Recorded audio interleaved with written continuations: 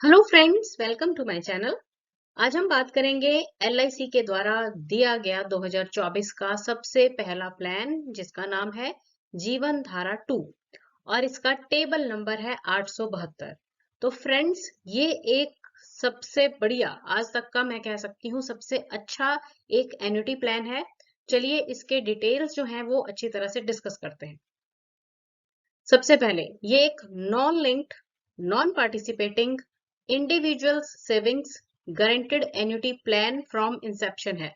देखिए इसका मतलब क्या है, नॉन लिंक्ड है अर्थात इसमें लगाया गया जो पैसा है वो सुरक्षित है क्योंकि ये मार्केट से लिंक नहीं करता है। नॉन पार्टिसिपेटिंग यानी कि कंपनी को जो फायदे या नुकसान होंगे उसमें इसका कोई भागीदारी नहीं है क्योंकि इसमें मिलने वाले जो रिटर्न्स हैं वो पहले ही डिक्लेयर कर दिए गए हैं। इंडिविजुअल सेविंग प्लान तो ये है ही, और साथ में गारंटेड एन्युटी प्लान है फ्रॉम इंसेप्शन। इसका मतलब क्या हुआ कि जब आप प्लान लेंगे तब से ही जो आपको एन्युटी मिलेगी, पेंशन मिलेगी ना, वो गारंटेड रहेगी, गारंटेड रेट्स पे आपको मिलेगी। नेक्स्ट इसका जो खास फीचर है वो ये है कि available in single as well as regular premium payment option. इसका मतलब है कि आप चाहे तो इसे सिंगल प्रीमियम देकर भी खरीद सकते हैं या फिर आप रेगुलर प्रीमियम पेमेंट की ऑप्शन भी चूज कर सकते हैं।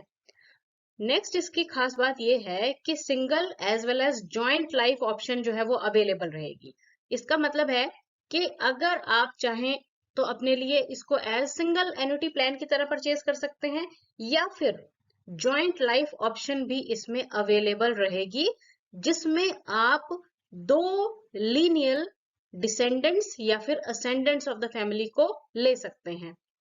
अब देखिए कि डिसेंडेंट्स कौन आ गए, आपके पेरेंट्स और ग्रैंड पेरेंट्स, और असेंडेंट्स में आ जाएंगे आपके चिल्ड्रन और ग्रैंड चिल्ड्रन।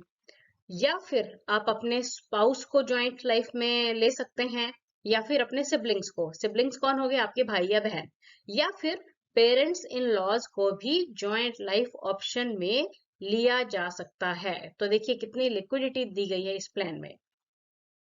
अब हम बात करेंगे कि जो इसमें एन्युटी की ऑप्शंस है ना, वो बहुत सारी ऑप्शंस में ये एन्युटी अवेलेबल है। तो चलिए बात करते हैं क्या क्या ये ऑप्शंस रहेंगी।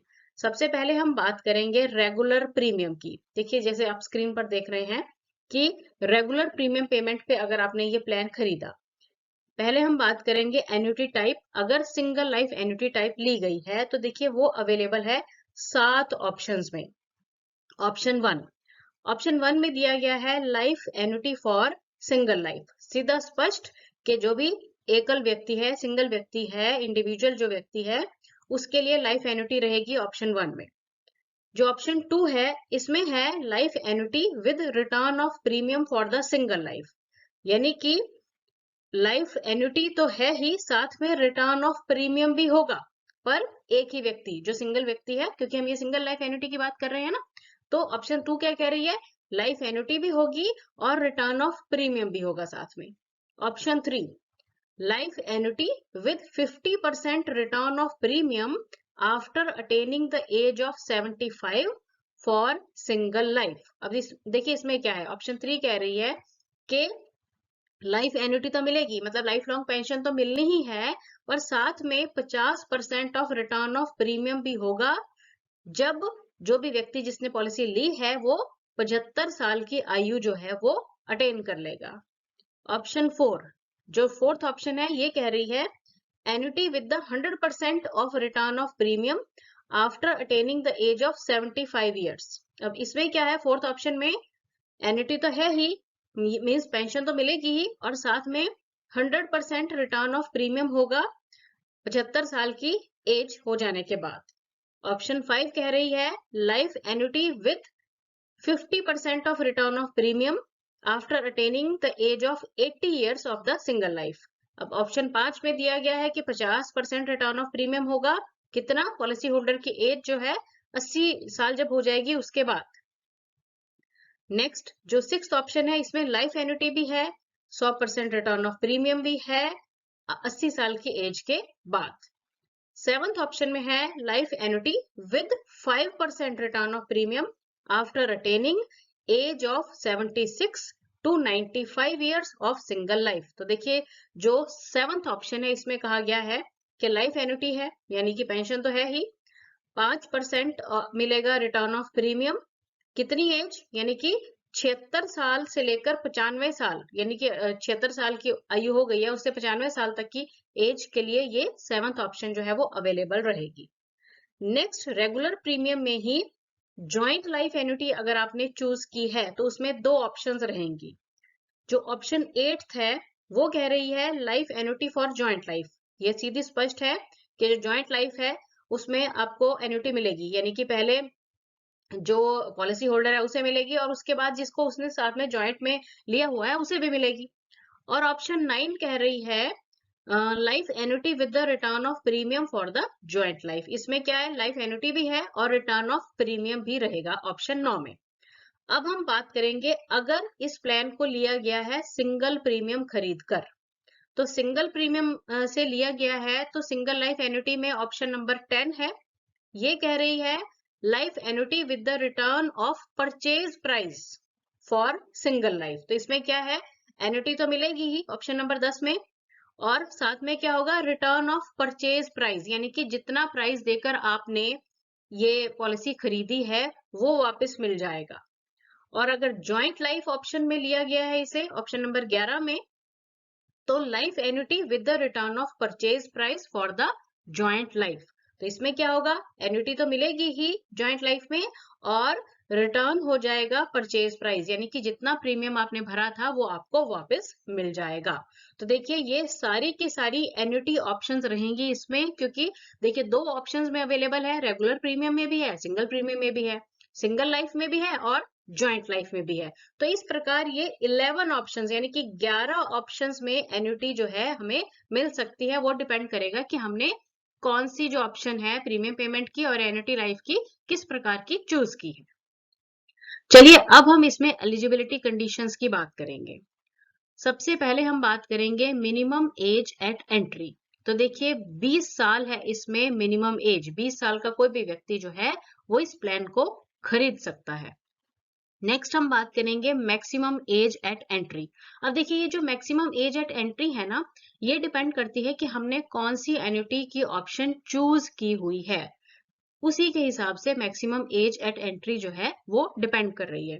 अब सबसे पहले यहाँ पर बताया गया है कि अगर एन्युटी ऑप्शन जो है ना वो आपने चूज की है 1, 2, 8, 9, 10 एंड 11 फॉर सिंगल प्रीमियम, तो जो मैक्सिमम एज रहेगी वो कितनी है, 80 माइनस डेफरमेंट पीरियड, मतलब 80 में से डेफरमेंट पीरियड को माइनस कर दीजिए तो वो आ जाएगी इसमें मैक्सिमम एज।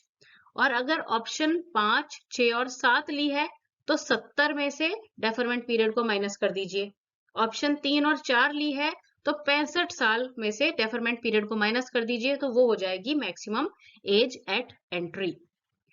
सेकेंडरी एन्यूटेंट है अगर ऑप्शन 8 और 9, तो 75 साल जो है लास्ट बर्थडे मैक्सिमम एज मानी जाएगी। और ऑप्शन 11 जो है सिंगल प्रीमियम वाला, तो उसमें 79 जो है वो maximum as at entry consider किया गया है। अब हम बात करेंगे मिनिमम वेस्टिंग एज।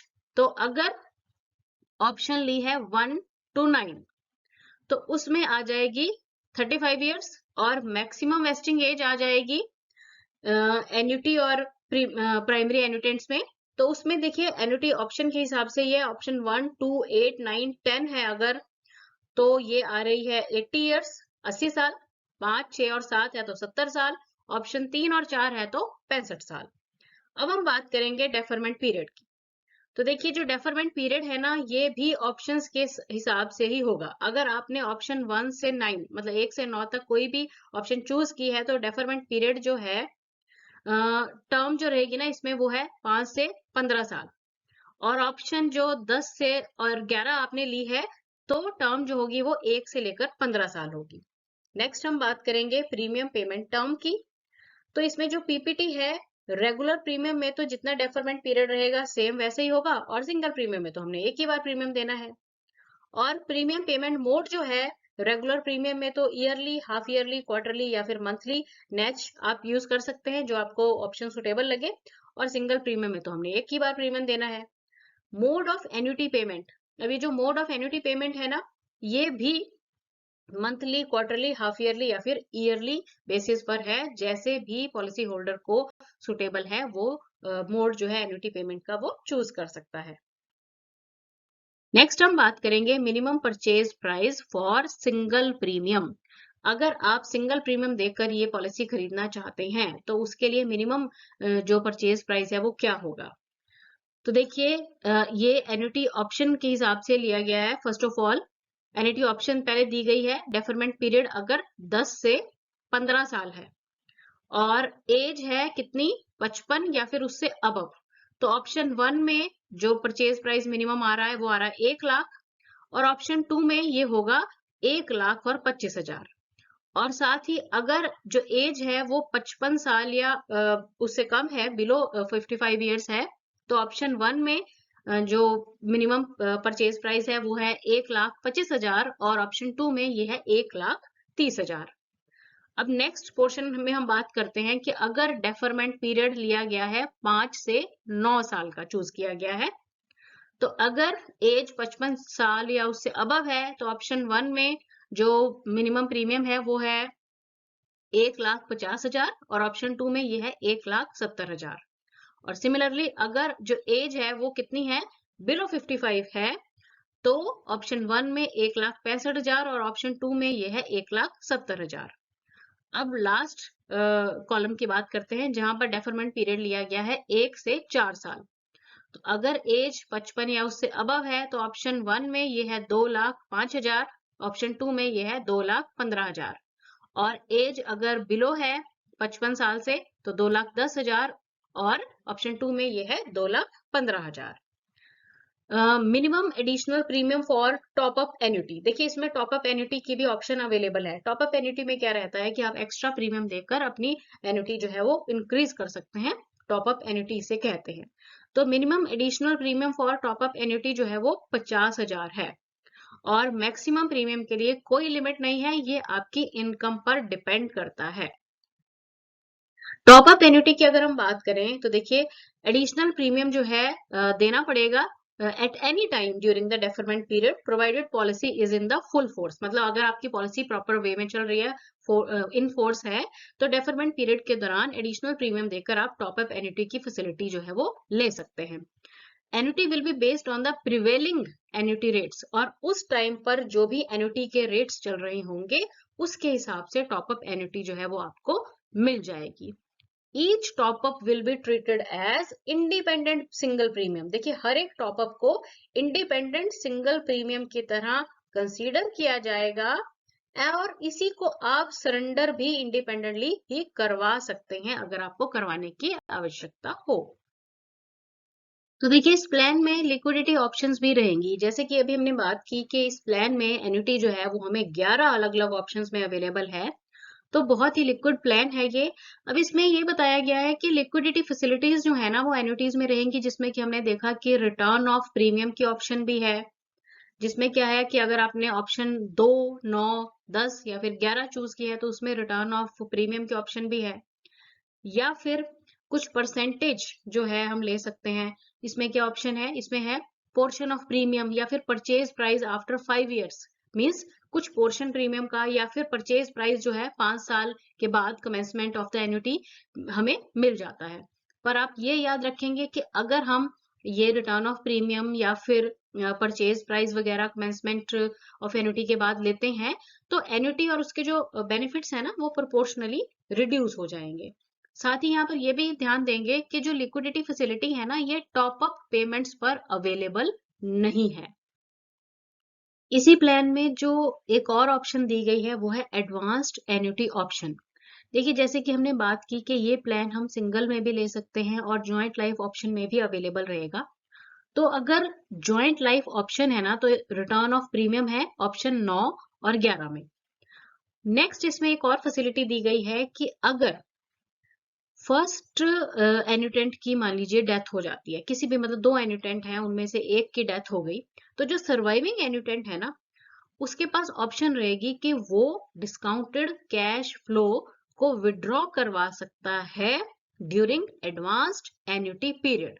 और ये जो एडवांस्ड एन्युटी पीरियड रहता है, मैक्सिमम एडवांस्ड एन्युटी पीरियड जो है वो 5 साल का रहता है। नेक्स्ट हम बात करेंगे इस प्लान में मिलने वाले डेथ बेनिफिट्स की।